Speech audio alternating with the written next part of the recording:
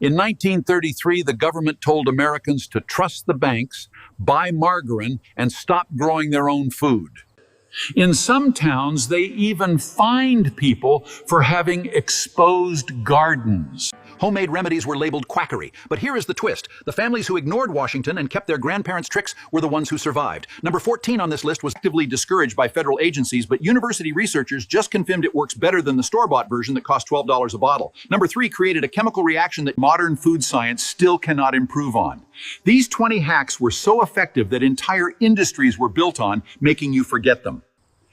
I am a 7th generation farmer on this. Land in Lancaster County. My people have been living these ways since the 1790s. Most of what I'm about to walk you through, my grandfather Eli wrote down so it would not die. Some of it the government discouraged. Some of it big companies spent millions making you feel dirty for doing. None of it stopped working. Somebody just got rich the day you forgot. Before we start, hit that subscribe button. What you are about to learn could save you serious money and put real skills back in your hands. Let's count them down. Number 20, the bacon grease jar. Every kitchen during the Great Depression had a tin can or mason jar sitting on the back of a stove filled with saved bacon grease strained through cheesecloth. Your grandmother never threw away a single drop of rendered fat. She cooked eggs in it. She fried potatoes in it. She greased cake pans and seasoned cast iron with it. That jar of golden fat replaced butter, lard, and cooking oil in a single stroke. A pound of bacon cost around 22 cents in 1933. Saving the grease meant you were getting 2 products for the price of 1. After the war, they're telling Americans that animal fat would kill them. Crisco spent millions convincing housewives that hydrogenated vegetable shortening was the modern, clean alternative.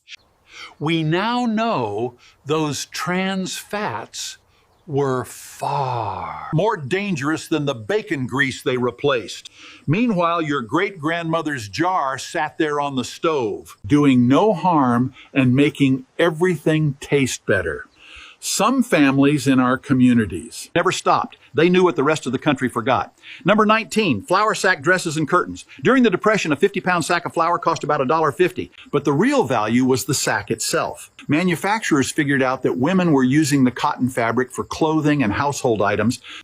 So companies were impious. So companies like Pillsbury and Gold Medal and started printing their sacks with colorful floral patterns. Mothers turned those sacks into dresses for their daughters.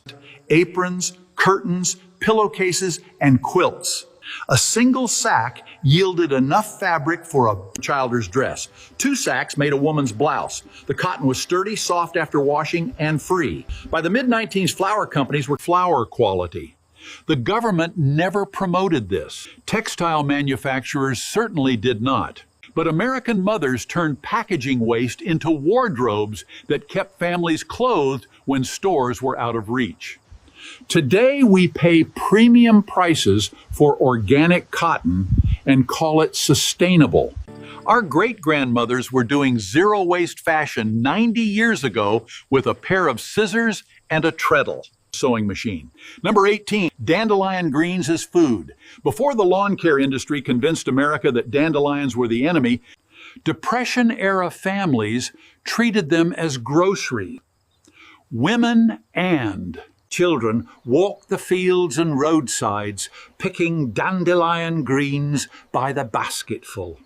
The young leaves went into salads. Older leaves were boiled with a bit of vinegar and salt pork. The roots were dried, roasted, and ground into a coffee substitute when real coffee was too expensive at 26 cents a pound. Dandelion greens are loaded with vitamins A, C, and K, plus iron and calcium, chium, more nutritious than spinach by nearly every measure. But you cannot sell a weed. So the chemical lawn industry spent decades teaching Americans to poison dandelions with herbicides, turning free nutrition into an enemy that required expensive products to destroy. The USDA never told families to eat dandelions during hard times. They were too busy promoting commodity crops, but the families who foraged survived better and healthier than those who did not. Number 17, oatmeal is a meat stretcher. When ground beef cost 12 cents a pound and your family had 6 mouths to feed, you did not make a 1-pound meatloaf. You made a 2-pound meatloaf with 1 pound of meat and 1 cup of oats. Your grandmother soaked rolled oats in a little milk until they turned soft, then mixed that paste into the ground beef with an egg and whatever seasoning she had on hand. The oats absorbed moisture during cooking, keeping the loaf tender while doubling its volume. Every slice in meatballs, hamburger patties, and anything made from ground meat. Oats cost almost nothing. Professional chefs today call this technique a panade when they use bread and charge you $40 a plate. Your grandmother called it Wednesday dinner. Modern recipes skip this step entirely, and the meatloaf comes out dense and dry. We forgot the science our grandmothers knew by instinct. Number 16, victory gardens that started before the war. History books credit victory gardens to World War II patriotism. But the truth is, American families were growing survival gardens a full decade earlier during the Depression. By 1934, relief agencies estimated that over 6 million families were growing food in backyard plots and vacant lots across the country. Families grew beans, tomatoes, potatoes, corn, and squash. They canned hundreds of jars each fall. A 10-cent packet of seeds could produce 50 pounds of tomatoes. But here is what the textbooks leave out. Several cities actually tried to ban or restrict home gardens in the early 1930s because they competed with commercial agriculture. Grocery chains and farm lobbies pressured local governments, arguing that home gardens suppressed food prices. The same fight happened again during the war, and again in the 2000s when cities fined residents for front yard vegetable gardens. The message has never changed. They would rather you buy than grow. The families who ignored that message fed themselves through the worst economic disaster in American history. 15 kinds, water pie. When you had no eggs, no butter, no fruit, and barely any sugar, you still made dessert. Water pie sounds impossible, but it worked. Your grandmother mixed flour, a small amount of sugar, a splash of vanilla extract, and a dot of butter in a pie crust, then poured water over the top and baked it. In the oven, something remarkable happened. The sugar and flour merged with the water to create a custard-like filling that caramelized on top. It tasted like a simple vanilla custard pie. The entire dessert cost a few pennies. Children did not know they were eating poverty. They thought they were eating pie. This recipe circulated through church cookbooks and community bulletins across the Midwest and the South. Nobody advertised it. No company could profit from it. It was pure ingenuity born from having almost nothing and refusing to let the family go without dessert on Sunday. Water pie has resurfaced on social media in recent years, and people are stunned that it actually tastes good. Our great-grandmothers were not stunned. They already knew. Number 14, het. Homemade cleaning products from pantry staples. Depression-era housewives cleaned entire homes with 3 ingredients: vinegar, baking soda, and lye soap. White vinegar cut grease and killed bacteria on kitchen surfaces. Baking soda scoured pots, deodorized ice boxes, and polished silver. A bar of homemade lye soap rendered from saved cooking fats into wood ash washed everything from laundry to floors to children's faces. A gallon of vinegar cost 15 cents and lasted a month. A box of baking soda cost a nickel. The cleaning supply industry did not exist in its current form during the Depression because nobody needed it.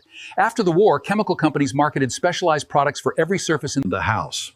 Today, the average American household spends over $600 a year on cleaning products.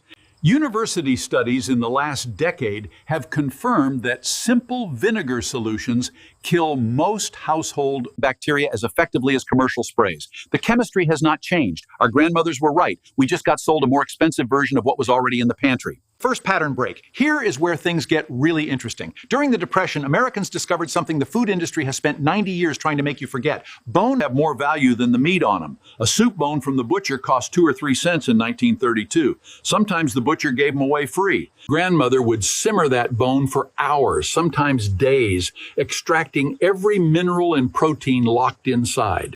The broth that came off those bones was rich, golden, and packed with collagen and nutrients that kept families healthy when they could barely afford food.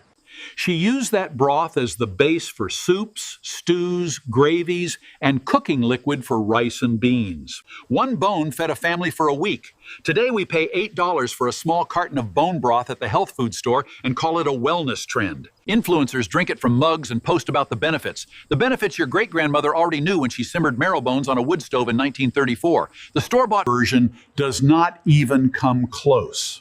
Number 12. The icebox stretch. Before most homes had electric refrigerators, families used actual ice boxes, insulated wooden cabinets cooled by a block of ice delivered weekly. The ice cost money, so your grandmother became an expert at managing cold.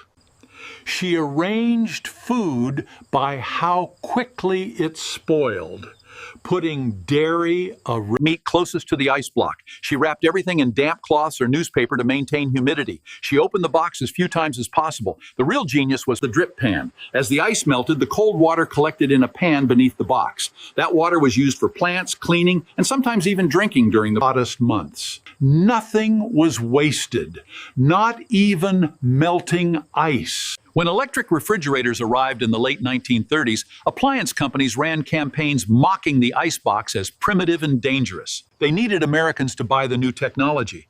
But the icebox taught a generation how to manage food inventory with almost zero energy cost. That skill copied, understanding which Foods last and how to store them properly home is something modern Americans have completely lost. Today we refrigerate everything and we throw away 30 to 40% of food we buy. Number 11, mock apple pie with crackers. When apples were out of season or too expensive, your grandmother made apple pie without a single apple in it. she used soda crackers. Ritz crackers were soaked in a sugar and cream of tartar syrup with cinnamon and lemon juice, baked inside a pie crust. The cracker broke down into a texture nearly identical to cooked apples. The cream of tartar provided the tartness. The cinnamon and sugar did the rest. The result fooled nearly everyone at the church social. This recipe actually appeared on the back of the Ritz cracker box starting in the 1930s and stayed there for decades. The chemistry is real. Cream of tartar mimics the malic acid in apples, and the crackers provide the same starchy softness as baked fruit. It sounds absurd until you taste it. Then you understand that Depression-era cooks were not just making do, they were reverse engineering flavor with whatever was on the shelf. Number 10, I take newspaper insulation. When winter hit and heating fuel was scarce or too expensive, families lined their walls with layers of old newspaper. They stuffed newspapers between mattress layers for warmth, and they wrapped their feet in newspaper inside their shoes. The cellulose in newsprint traps air, creating genuine insulating layers. Some families papered entire interior walls. Farmers stuffed newspaper into the gaps of barns and chicken coops. Children went to school with newspaper padding in their coats. A stack of newspapers cost nothing. People shared them, collected them, and reused them until they fell apart. Today, insulation is a multi-billion-dollar industry. But during the worst winters of the 1930s, Americans kept their families alive with yesterday's headlines and a pot of flour paste. Number 99, the everything soup pot. Your grandmother kept a pot on the stove that never truly emptied. Monday's leftover vegetables went in. Tuesday's chicken bones joined them. Wednesday's potato peels, carrot tops, and onion skins added flavor. By Thursday, the pot held a rich, complex broth that tasted like it took a French chef all day To prepare. It took your grandmother all week and it cost nothing beyond what had already been paid for. The perpetual soup pot was common across Depression-era America. The constant simmering killed bacteria and kept the soup safe to eat. Each day it changed slightly. Each day it fed someone. This practice disappeared when refrigerators made it possible to store leftovers separately. But the soup pot was more efficient. It converted scraps into meals with zero waste and almost zero effort. Today, Americans throw away billions of dollars worth of food scraps that our grandmothers would have turned into dinner. Second pattern break. Now, here is where the government gets uncomfortable. During the Depression, millions of Americans bartered goods and services because cash had dried up. A farmer traded eggs for a haircut. A seamstress mended clothes in exchange for firewood. Mechanics fixed cars for bushels of corn. Entire communities operated on handshake economies where no money changed hands and no taxes were collected. The IRS took notice. By the late 1930s, federal officials began cracking down on barter networks, arguing they represented unreported income. Towns that had built functioning local economies without currency were told they owed taxes on the fair market. Value of every trade. The message was clear. You can starve, but you cannot stop paying. That barter knowledge, Chaz, including how to value skills, negotiate fair trades, and build trust-based economies, was systematically discouraged. Today, most Americans cannot imagine surviving without a paycheck. Our great-grandparents did it for a decade. Number 7, Priu, regrowing kitchen scraps. Your grandmother did not throw away the bottom of a celery stalk or the root end of a green onion. She put them in a dish of water on the windowsill and watched them regrow. Within a week, new shoots appeared. Celery, green onions, lettuce, and potato eyes all regenerated into usable food with nothing but water and sunlight. This was not gardening. This was stretching groceries. A single bunch of green onions bought for a few cents in 1935 could regenerate 3 or 4 times before it was spent. Children watched the kitchen windowsill like it was a science experiment. Mothers used those fresh greens to make thin soup look and taste like a real meal. The technique works exactly the same today, but nobody teaches it because grocery stores need you to buy a new bunch every week. Number 6, corn, jelly, and syrup. After the corn was eaten, the cobs were not thrown away. Your grandmother boiled 12 strip cobs in water for 30 minutes, strained the liquid, and added sugar and pectin. The result was a pale amber jelly that tasted remarkably like honey. Some families skipped the pectin and just reduced the liquid into a thin syrup for pancakes and biscuits. Corn cobs contain natural sugars that release during boiling. The flavor is subtle, sweet, and slightly earthy. A batch of jelly from 12 cobs filled 4 or 5 small jars. The corn was already paid for and the jelly was free.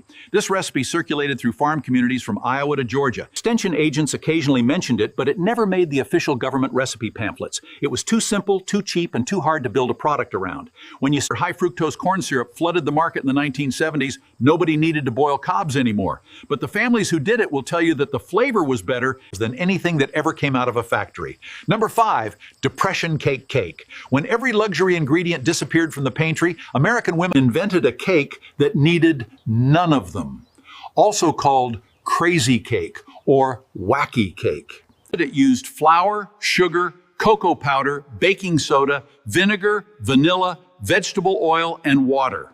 No eggs, no butter, no milk. You mixed everything directly in the baking pan. 1 bowl, 1 spoon, into the oven. Out came a chocolate cake that was tender, moist, and tasted like it had no business being that good. The whole thing cost pennies. Church ladies brought it to every potluck. Children got it for birthdays when money was tight. Nobody complained. Some bakers swear it was better than the traditional recipe. Now for the science. The acid-base reaction between vinegar and baking soda produces carbon dioxide bubbles that aerate the batter down, in many cases more evenly than beaten eggs. Food scientists confirmed this decades later. Our grandmothers figured it out by accident and necessity in 1932. Number 4, bread pudding from stale bread. Throwing away bread was a moral failing in a Depression-era household. When a loaf went stale bread, and bread at 6 cents a loaf was too expensive to waste by, your grandmother tore it into pieces, soaked it in a mixture of milk, eggs, sugar, and vanilla, and baked it into bread pudding. Sometimes she added raisins or a handful of nuts. Sometimes just a sprinkle of cinnamon. The oven transformed dry, hard bread into Something custard soft and golden brown on top. Served warm, it was the kind of dessert that made children forget they were poor. The technique worked with any bread type. White bread, cornbread, biscuits that had gone hard. Even stale cake scraps found their way into the pudding dish. Today, restaurants charge $14 for bread pudding and call it artisanal. Your great-grandmother called it not wasting. The recipe has not changed, just the price tag. Number 3, Haida's lye soap from cooking grease and wood ash. This is the one that makes the chemical companies nervous. Every Depression-era household saved cooking fat in a can and collected hardwood ash from the fireplace or stove. When enough had accumulated, your grandmother leached water through the wood ash to create lye, a powerful alkali. She then heated the saved grease, mixed it carefully with the lye water, stirred it for hours, and poured the mixture into molds. After curing for a few weeks, the result was hard, effective soap that cleaned everything: clothes, dishes, floors, skin, and hair. That soap costs nothing to produce. The chemical reaction between fat and lye, the saponification hope, creates soap and glycerin naturally. You cannot improve on that chemistry. It is the same reaction commercial soap manufacturers use today: dry. Except they strip out the glycerin and sell it separately to cosmetics companies. Your grandmother's soap kept the glycerin in, which is why it left skin softer than anything you can buy at the drugstore. After the war, companies like Procter & Gamble launched enormous campaigns promoting factory-made soap and detergent. Homemade soap was painted as unsanitary, old-fashioned, and dangerous. The skill nearly died out completely. Today, artisan soap Sells for $8 to $12 a bar at farmers markets, the exact same product your grandmother made for free. Number 2 pride, canning and preserving everything. In the fall of 1935, it was not unusual for a farm wife to can 500 jars in a single season. Tomatoes, green beans, peaches, pickles, jams, relishes, corn, sauerkraut, and even meat went into ball mason jars and were sealed with boiling water or pressure canners. That wall of jars in the root cellar was the family's insurance policy against winter hunger. A 10-cent packet of seeds in April became 40 jars of food by October. The jars cost 25 cents each and lasted for decades. Rubber seals were a nickel for a dozen. The investment was almost nothing compared to the security it provided. During the Depression, families that canned survived. Families that depended on stores often went hungry when prices spiked or shelves emptied. The USDA actually promoted canning during this period. But after the war, the message flipped. Frozen foods and canned goods from factories were marketed as superior, convenient, safe. Home canning was suddenly portrayed as risky, a breeding ground for botulism and spoilage. Truth is that properly done home canning is as safe as any factory process and produces food that tastes dramatically better. But factories cannot sell what you make at Your own kitchen. The canning knowledge your grandmother carried in her head was worth more than a savings account, and it cost almost nothing to use. Yes. Community self-reliance. The greatest hack of the Great Depression was not a recipe or a household trick. It was the way Americans organized to take care of each other when the government could not or would not help fast enough. Neighbors shared tools, seeds, and labor. Churches ran soup kitchens funded by donations of a few cents per family. Women's clubs organized clothing exchanges where children's outgrown shoes and coats were passed to the next family in line. Men formed work crews, buildings, and repairing for each other when no paid jobs existed. Farmers let hungry families glean fields after harvest, gathering whatever produce the machines left behind. Barbers cut hair for eggs. Doctors accepted chickens and firewood as payment. Entire towns functioned as single units of cooperation, a K, not because they were idealists, but because the alternative was watching their neighbors starve. This kind of radical self-reliance terrified both government and big business. It proved that communities could survive outside the formal economy. It proved people did not need to be dependent on institutions for every basic need. After the Depression, the push towards suburban isolation, automobile culture, and consumer dependency quietly dismantled those. Neighborhood networks. Today, most Americans do not know their neighbors' names. Our great-grandparents knew their neighbors' children's shoe sizes. Here is my challenge. Try one of these this week. Just one. Save your bacon grease. Simmer a bone for stock. Regrow green onions on your windowsill. Make that depression cake and taste how good it is. Then come back and tell me our grandparents were just being old-fashioned. Tell me they did not know things that we have been paying corporations to do for us. Ever since. I tested these. My kitchen has a grease jar now. I made water pie last Sunday and the children asked for seconds. I boiled corn cobs and the jelly tasted better than the store-bought honey sitting right next to it. Share which one you are going to try in the comments. I want to. See if the bacon grease jar gets more love than the depression cake. Because these were not just survival tricks. They were wisdom that entire industries were built on. Making us forget. Your great-grandparents knew. Now you know too. I'm a local farmer. Keep the old ways. They kept us.